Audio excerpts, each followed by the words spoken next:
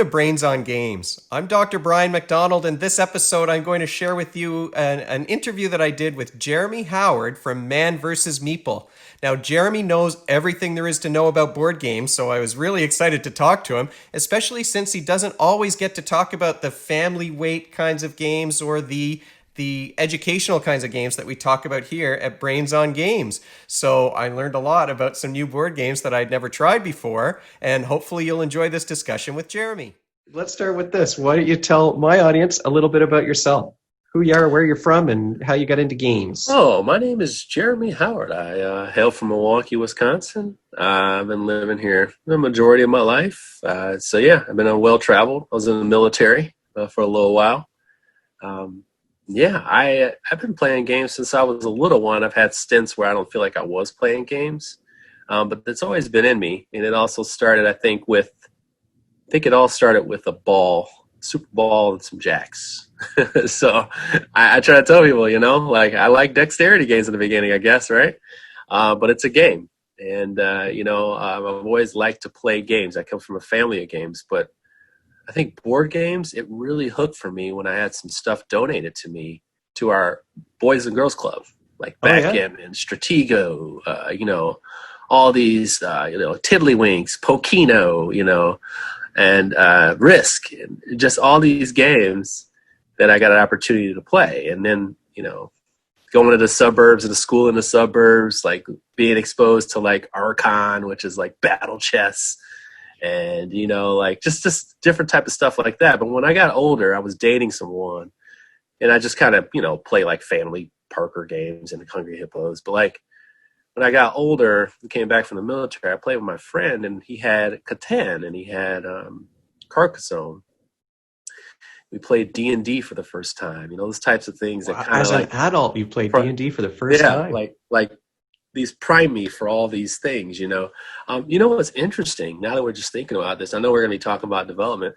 Interesting thing, when I was learning to read, I was kind of late to the reading, just taking it on. One of the first things, this is insane, like how I'm just thinking of this on the fly, but like one of those books that I had was I believe, if I could find it, it was a D&D book, and it had a section on dragons, I believe. And I just read that over and over, and I thought it was so cool because it taught me about all these different types of dragons and what was a wyvern, what was this one, and like how they aged, and like how was one more powerful than the other. And I read that book over and over and over again. So like I always had some gaming in my life, and in 2015, that's when I officially kind of came back in. Long live my James Gadishek. When he passed, my wife was like, what do you want to do? Like, what's a hobby you want to get back into to kind of like get us out of this funk? And I said, I want to get back into board games. And she's like, I'll tell you what, I'll give you some money. Go buy all the board games you want. And I started with Mage Knight. And if you can start with Mage Knight, I saw Mage Knight behind you. That's a good place to start. You can play anything if you can get through Mage Knight. So so that's kind of why I'm here. And now I've been creating content for about 3 years now, and I love it. I love informing people about these board games, man. Awesome. And do you have, because on my channel we talk about games and the skills that can be practiced or developed by playing them. Yeah. And sometimes we talk about games that are sort of explicitly educational kinds of games. But a lot of the time, they're not meant to be educational tools or things you would bring into the classroom necessarily. Do you have a favorite game that might promote some kind of a skill? I like the dexterity games, I'll be honest with you. I still too. like those. I do too. A game that's not educational, that still maybe would help a kid or a parent develop some kind of an ability.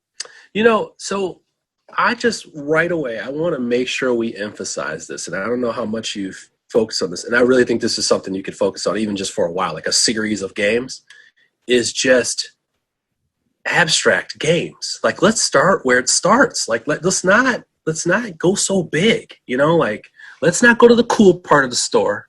Let's go right up front, right next there, right next to the checkers, right next to the chess sets, and pick up your game of Quarto, pick up your game of Pylos, Pick up your game of Abalone. Pick up these games. I got one right here called Squadro. This is an amazing game.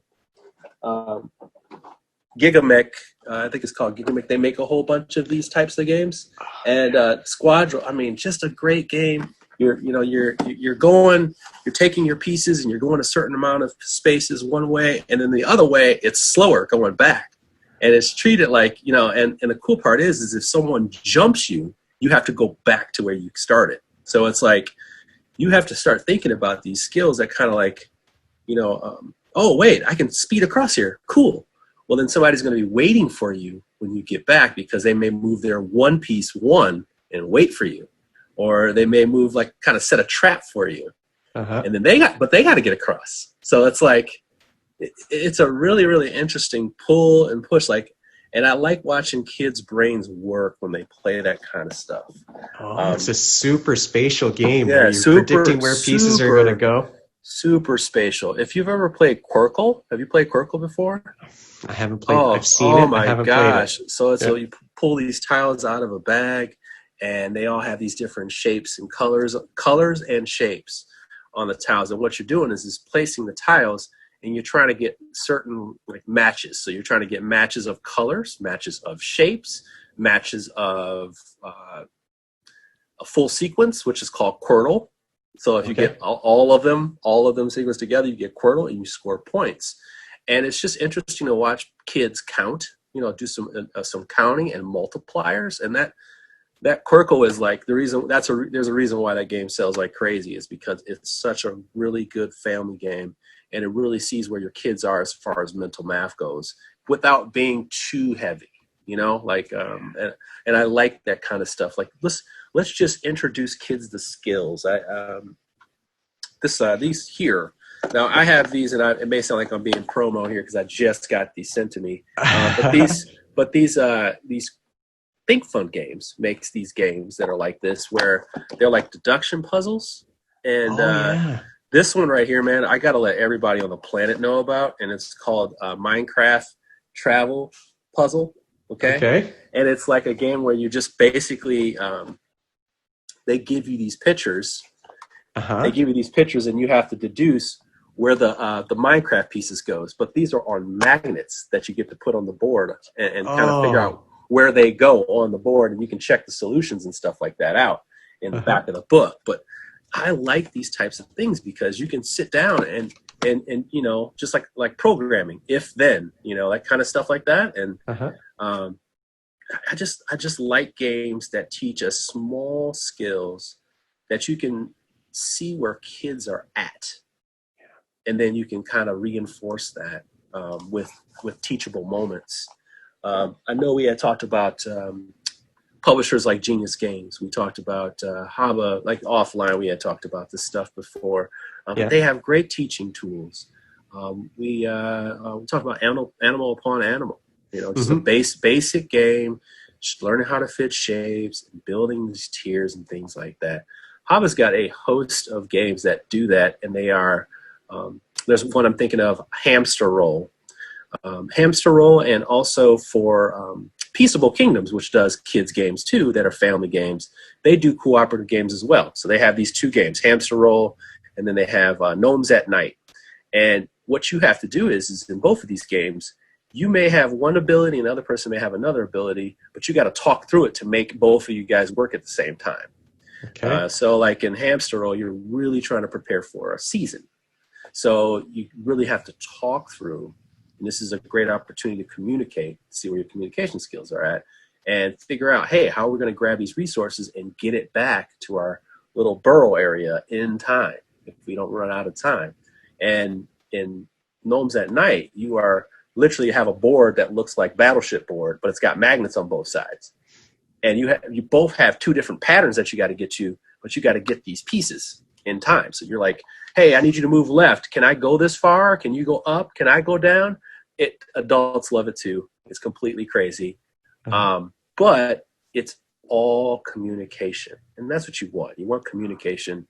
I believe that, communication, learning the basics, and then seeing where your child is at. But it all starts with these abstract games. I try to tell people, don't overthink it. I'll start with abstract and then move forward from there, because you're unlocking a lot of basic things that'll be in every game. Like worker placement is not necessarily going to teach you too much, but worker placement, like give and take, once they understand, like, or like when I play like Raccoon Tycoon, that teaches people simple stocks, like buy Mm-hmm. and sell. You see what I'm Mm-hmm. saying? Buy and sell, Yeah. but they may not be ready for that. They may just need to know, like, hey, I want to put down a worker and exchange things for something else. They don't know like stock rising and falling yet, but I can teach the beginning of that in Montana. A game like Montana, it's very, very easy. So like I like that kind of stuff where, by the way, that's a really good game to talk about. Yeah, like I didn't even Raccoon. know Montana. You're teaching me a new one Yeah, today. Montana. That's a really good game to talk about. Because it does such a good job of like managing basic resources, and it's a good Euro game. And that I think it's got a little bidding part to it too. So it's like, hey, people need to see how much you're willing to spend on something and get a reward for it. It's kind of interesting how they pulled that off. Yeah. So Yeah. you're budgeting and you're kind of thinking ahead about, and Yeah. you can't be too impulsive in those Yeah. games where you're going to spend a whole lot of money on one thing and then not have anything left for the next thing. And the cool thing that's simple about it is like one board is really just like trying to build a pattern of 4 on this like landscape. So you got that part right there. That's like a little tile thing. You got your worker placement where you'll go out and you'll put your workers in certain spots and stack them. I think you stack them on top of each other to get more resources. And then you got this part where you have to kind of like bid your people to get this other stuff. And I just find that like, this is a perfect gateway to like real Euro games because it covers everything, more so than a Splendor like game. Like although Splendor is great for that, of picking things up and turning them in for something. But yeah, I just thought of that on the fly. I was like, oh man, Montana is great for that. You can always hide gameplay under the veil of game, of course. Like this, you can hide. So you can always hide actual science in a game, right? Sure. So, playing games periodic literally is you're just learning how to fulfill cards, but you use it while sliding across the periodic table. So you're just looking at, and honestly, like you don't have to be a scientist to even enjoy this game. It's really just moving around the periodic table and understand how that stuff moves by making choices of your own. It's not something where I have to say, hey, you as a parent have to be responsible for the periodic table. It's really so like, how do you map out and make your choices and slide it around and things like that. It's not, this is actually unlike their other games, which are very good blends of science and things like that. This one is just actually more like a sort of standard Euro game in a sense. And so it just happens to have a periodic table as the board that you're playing on. Right. But overall though, their games do a great job. And if that's something your child is interested in, it's really a good way to spark their mind. They have an ion deck building game. They got Virulence. They have all kinds of stuff where they kind of venture, into some deep science because those people are actual scientists and doctors of science. So they know what the heck they're talking about. They even have stuff in the book to kind of go deeper into it. So it's really how deep do you want to delve in it? I just ordered a game called Pathnogenesis. Trust me, it's a deck building game. And it's even got an STD expansion. Like it goes all the way in on this theme, How deep do you want to go into the theme? But don't forget, always start in the beginning. Basic principles. Don't dig too deep. Embrace the simple fun of a abstract game. Like there's nothing wrong with playing Blockus and teaching people spatial recognition, or you can buy Cottage Garden, or you can buy Cottage Garden or Spring Isle of Cats is another one where you're sort of oh my arranging. gosh. So we can just whoosh, right off of that and just say, I don't know what that was, but okay.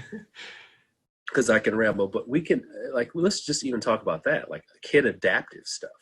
Now, you can take a lot of games and take rules completely out and still have a great experience with a child. because maybe you eventually want them to be comfortable with that game. But Isle of Cats does one better. It actually is built to teach you the game.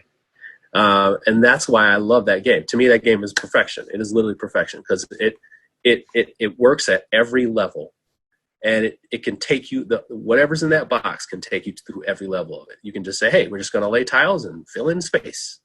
Hey, we're going to play tiles. We don't even have to draft cards. We can just take the cards we have in our hand, and we can just play it out and, play our cards, and whoever gets what points wins. And then you can actually play the game, Right. And it's like you can do all of them and all of them feel right. And I like that. That's a great family experience, and it's a good way to teach games to someone. I think that. And that's so important because parents are often intimidated by the rules for the game, or if it's too complicated or too much. A lot of the parents that I work with are familiar with the old, like you said, the Parker Brothers, or the Monopoly or Risk, and that's the extent. Maybe they play chess, and so they know some of the more abstract ones. But yeah, if that's the extent of your knowledge, then a box like Mage Knight is going to be like, pretty challenging. And I don't. That's the thing.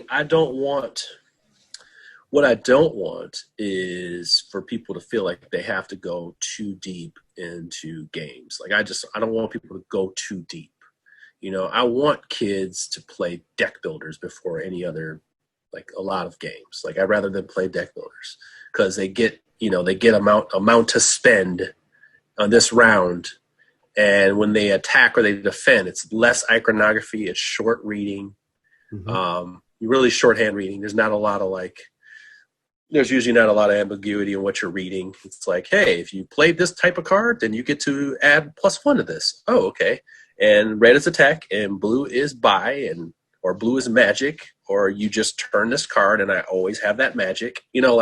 Very easy process, so they understand. And as they build this synergy in their deck, it's going to ignite something that I think we grow up to love, and that's that payoff over and over again. We get and I feel like when kids feel that, that's what gets them really excited. Like for us, it's like, oh, that's cool. Like this engine's pretty cool. But like for them, that's like, ooh, I'm doing something.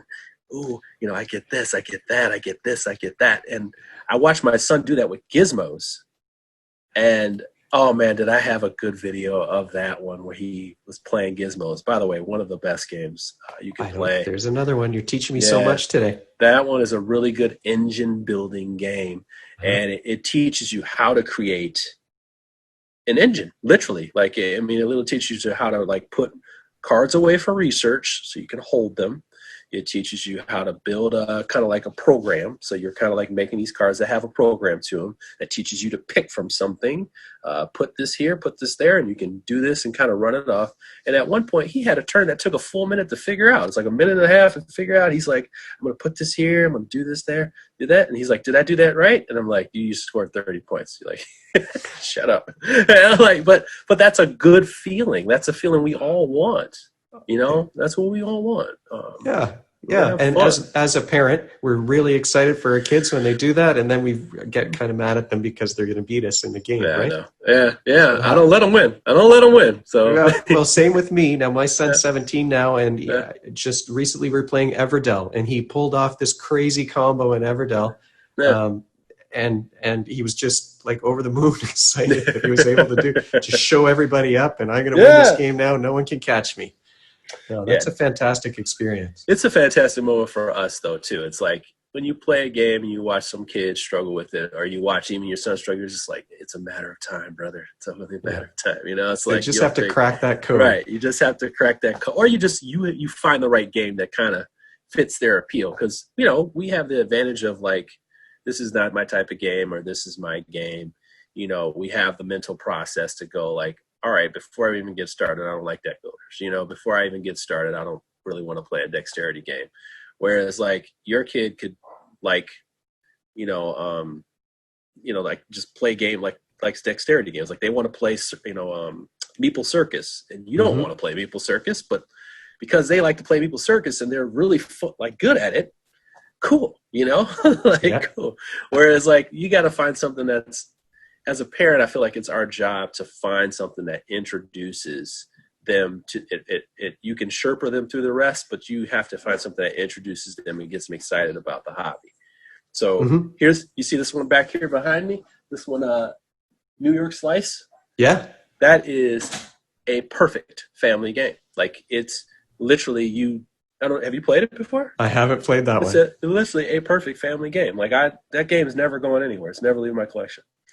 It's literally slices of pizza. So let's say you're having people over for pizza. You break out New York pizza slice.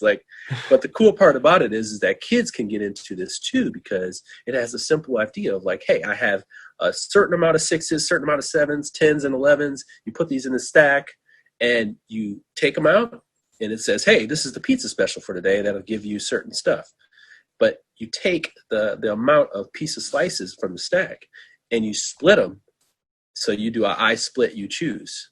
So kids can see this, kind of like, hey, and it's simple split choose choices.